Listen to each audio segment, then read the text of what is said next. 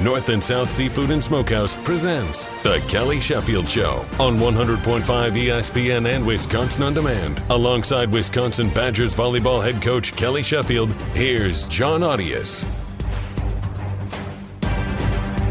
Welcome in. It is the Kelly Sheffield Show, brought to you by North and South Seafood and Smokehouse. I'm Jon Arias, joined by Wisconsin head coach Kelly Sheffield. Coach, welcome to the show. Last time we left you and your team, it was a sweep at Illinois. And in that match, you pointed out to me in the postgame show just how effective the middle blockers were. Why is that important? And why were they able to pick up so many attempts and so many kills against the Illini? I'm not sure we were as balanced as what we were hoping to be. That's, it's not a major goal to be balanced in a match across the board, but you've got to be a threat at different points and along the net. And against Nebraska, we weren't. We were very reliant on Sarah and Anna, and I think we made a concerted effort to get Carter and Devin and Cece involved early, and I think we're a lot better team when we're kind of spread that out a little bit. And to get the ball to your middle blockers, that requires it's more than just out of system setting, right? I mean, some of it is that, but what is it? More than in system setting, yeah. I mean, it's all right. It's everything. You've got to control the ball, your first contact, and your second contact has to be, with your decisions on second contact. Let's say that you are not passing particularly well, and then you say it's a one option, then all of a sudden you get a three option. If you are setting your quicks right then you become really predictable. Mm-hmm. And usually when you're running quicks, you're trying to beat the block. It's a lot of one-on-one or a late arriving block. But if you aren't passing very well, you're actually setting up those, and then you decide to set a quick. You're actually setting up that quick attacker to be stuffed. So you really need to be passing well over and over and over again. So that's, and that's where you see things like when we, let's say a right side blocker will think you're running a quick and they will jump. And then Charlie likes to set over the top of the quick, usually to Orzel. And there's no block there. She's overloading that blocker and getting them to think she's doing one thing. Well, for those things to happen, you've got to be passing well over a period of time. So there's an element of passing, and then there's the part of decision making from the setter position, and the hitter's got to be on time as well. So all of those things have to work in concert. And we came out of the gates against Illinois passing well. The quick hitters were on time and in demanding the ball, and Charlie was finding them. How would you describe the passing overall this season? Well, the numbers will say that we are one of the better passing teams in the conference against some really elite servers. It's and I would say that that's fair. When you're watching our team, when I'm watching our team, it's the first thing that my eyes go to when I go and look at the stats is what did we pass? And there's so many times that you're like, during a match, we've got to be handling this better. I think that quite a bit. But then you go and you watch some of the balls that are being served, and you're watching it from the end line, and you're watching what our passers a lot of times are having to deal with. Whew, man, there's some just nasty serves. The hand contacts are so much better than when I got here in the league.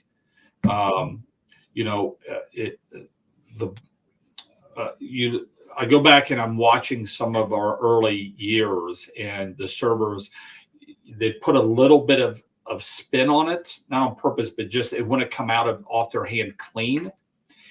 And when there's a little bit of spin, just a little bit, the path becomes really predictable when you're passing. If you hit it clean and you can read that Mikasa or whatever it is, Baden, Tachikara for the old timers there, if you are reading that across, and a lot of these balls, it is just like this, or it will go right towards, and then just this massive drop. And from where I'm at, you can rarely tell it. You can tell if it drops, but you can't tell if it goes left and right where I'm standing on the sideline. You can really only see it when you go back and watch the film. The serving is just so much better, so much better. So then you're trying to work with your players of just fighting to keep the ball off the floor on some of those, being resilient. But then when I go and watch other teams, film over and over and over again, then it's like, we're probably a better passing team than what I'm giving ourselves credit. So statistically, it's held up for most of the year. We've been the second best passing team in the Big Ten. Our passing numbers have gone up since we've gotten into the Big Ten season. And, and we're having less system errors with our serve receive, which means our players working better with each other. So, yeah, that's a long answer to your question. No, I loved it. A final question before we take the break, and I'm going to ask you about Iowa and Penn State coming up this weekend at the Fieldhouse. But over the last couple of matches, what would you say has been maybe the highlight, the best moment, best performance? What kind of stands out, I guess, the most to you over the last couple of matches before we take a look at the next couple? I think our left side blockers are becoming better. Oz and Frank, I think we are blocking and defending better. It was a real issue there for a while, and not just with those two, but there was a component with our middles of being able to move to their left and being able to close some of those gaps that they're doing a little bit better job of. I think our backcourt is defending behind the setter at a better rate than what we were earlier.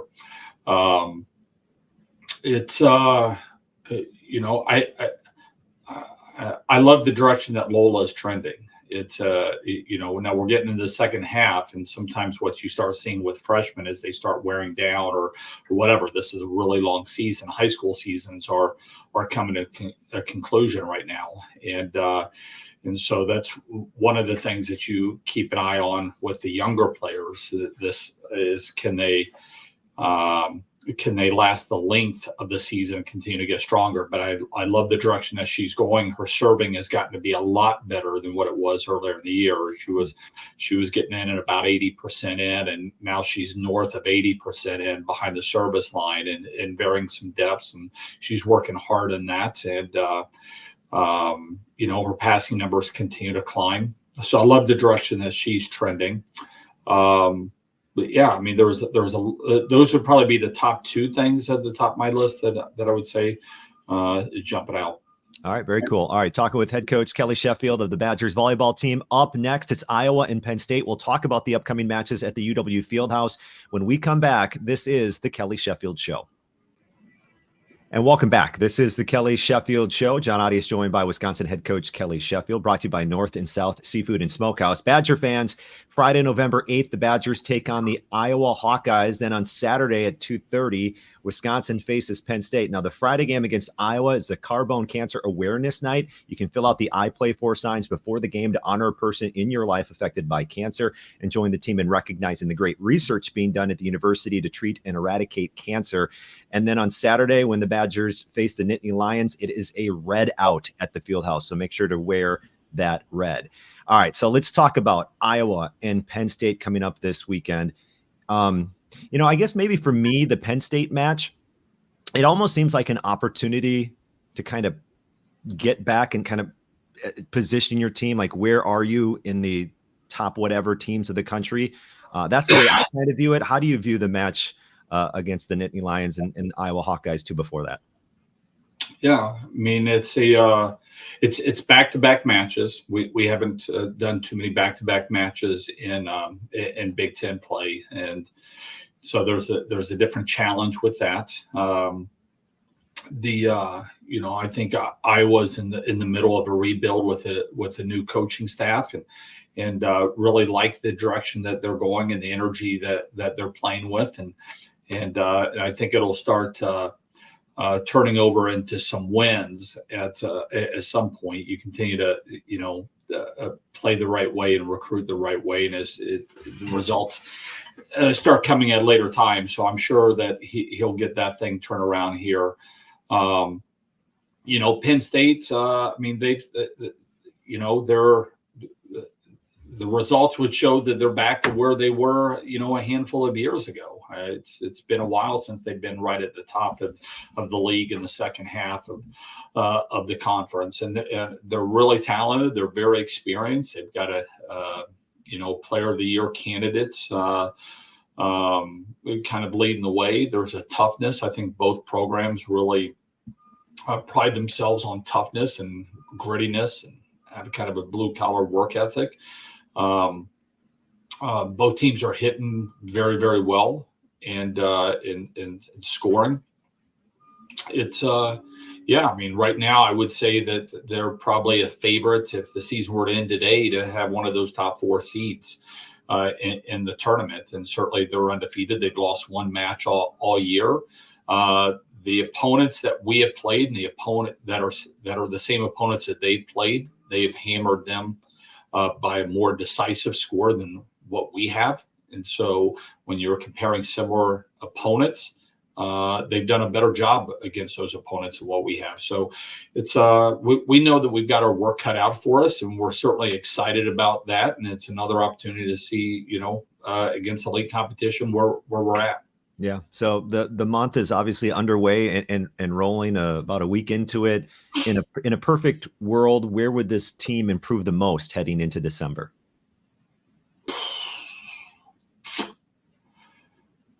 I think there's that's a really good question, John. I think we've got to continue to get better with being able to get our middles involved. That's a big thing.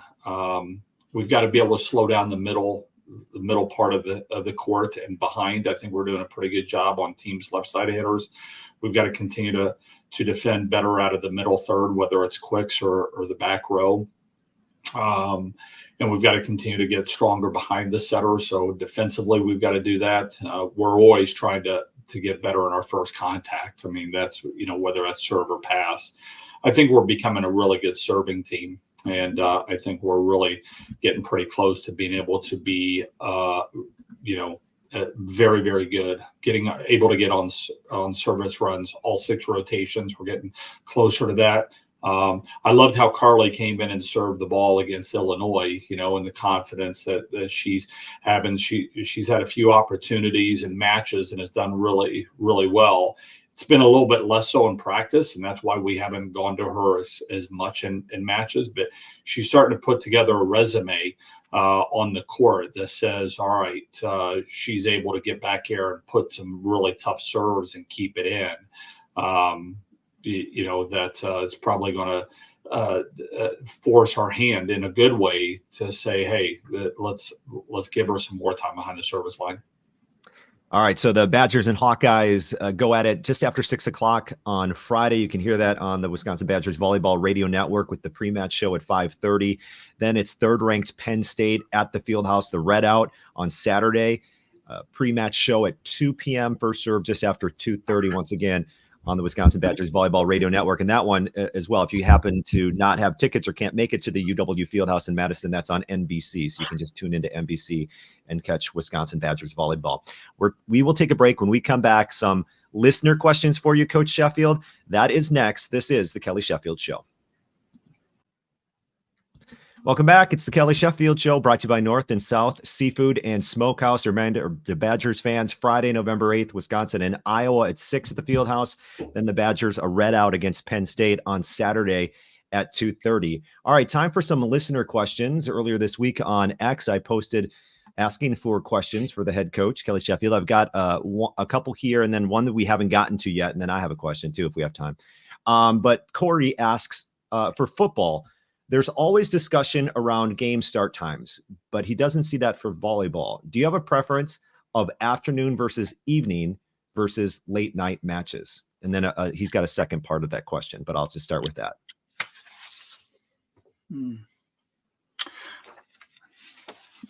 Afternoon versus evening versus late night.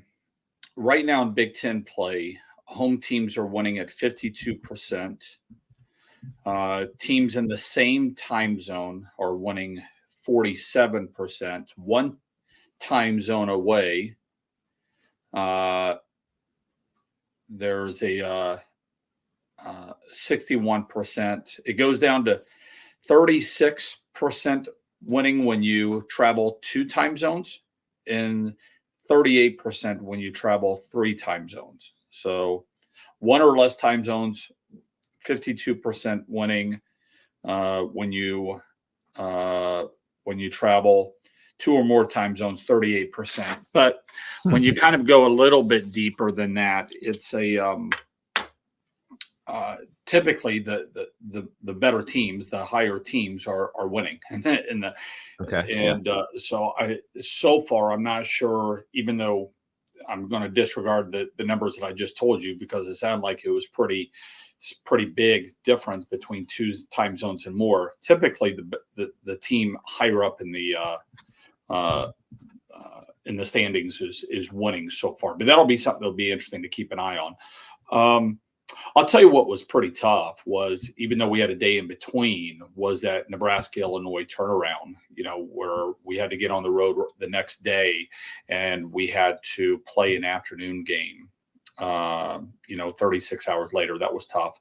What is interesting is hearing about the West Coast, what people that have done that, on their preference of playing back-to-back days or the having a day in between. Mm-hmm.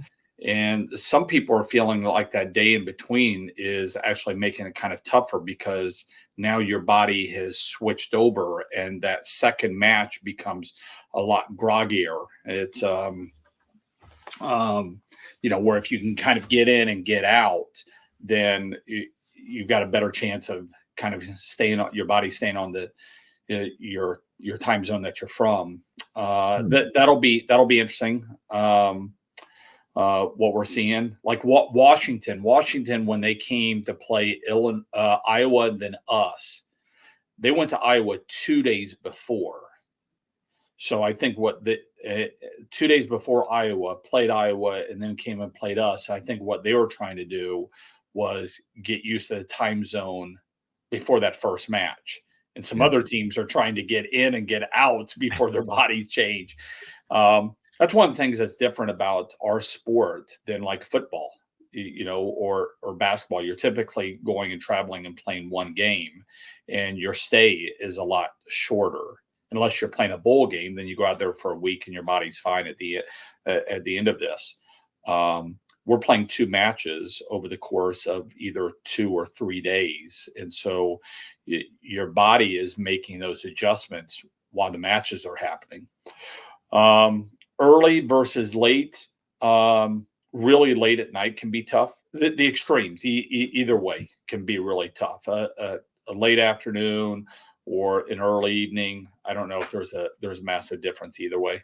Yeah, I remember Louisville started what time to start the season, right? That was Eastern time, but still, that was after 9, if I remember correct. So that I don't like late start. I like just throw it right down in the evening. I don't mind a 6 o'clock start, although fan wise, I think it's a little tougher to get people, an hour earlier to change their schedules. Now, he also asks, do you think the start times have any impact on player preparation or fan interest / engagement? Well, yeah, I mean, and there's an element of, are you at home or are you on the road? Right. I mean, if you're at home, you've got, a lot of those times players have classes throughout the day. And, and when you're on the road, you don't want to be sitting around in a hotel for for 8 or 10 hours straight. And so you do have some things with serve and passes and things like that, but you got to get them moving and out. So yeah, I mean, there's there's some challenges both ways to be able to do it, but I would say you can roll with about anything, in that middle to early evening. Everything else, you're kind of having to manage and deal with it. But one of the things we try to, philosophy as a program is we'll play anyone, anywhere, anytime. And, it's not just one team that is having the issue. It's both teams. So lean into the challenges. Yeah. This one we haven't gotten to in a while, but I thought it was interesting. Adam asks that you brought the team to a Springsteen concert. What show do you want to bring the next bunch to? Should all the stars align? He says one rule is they have to be actively touring now and not declared retired from touring. Wow. Huh. The specifications there. Kathy and I just watched the Springsteen thing on Netflix. It's really cool if you haven't watched that. I don't know. I mean, we took our family when we were over in Europe for the Olympics. We kind of closed down that trip by going and seeing a Taylor Swift concert. That was pretty neat. I mean, I don't know all of her music, but the performance was amazing. I'd love to go and see another U2 show. I went and saw them. Yeah. Perform, Joshua Tree. So it's been a while since I saw that. I would have loved to have seen them in Vegas when they were in the Sphere. I think that would have been really, really cool. I don't know. One of those guys might be toward the top of my list. First thing came to my head was Taylor Swift, because I know she's back in the United States or whatever. I think that would go over well. And when you mentioned U2, I'm like, well, whatever's happening in the Sphere, like just get to the Sphere and just kind of experience. Best case U2, but whatever else. Well, the Eagles were playing there, I think, not too long ago, and that would be, although it's a different Eagles bunch than what it was back in the heyday, their music would be pretty cool to listen to. All right, there you go, Adam. Even with all those specifications he threw in there. All right, Coach. Well, it is Wisconsin versus Iowa Friday night at 6 right here on the Wisconsin Badgers Volleyball Radio Network, and then Saturday, 7th-ranked Badgers take on 3rd-ranked Penn State. That one begins at 2:30 with the pre-match 30 minutes prior to that, also on the Badgers Volleyball Radio Network. And, of course, on your way home from both of these matches, flip it over there and listen to the post-match show. We'll hear from head coach Kelly Sheffield in the post-match press conference, too. All right, Coach, thanks for your time today. Have a great day, John. All right, you too. This has been the Kelly Sheffield Show.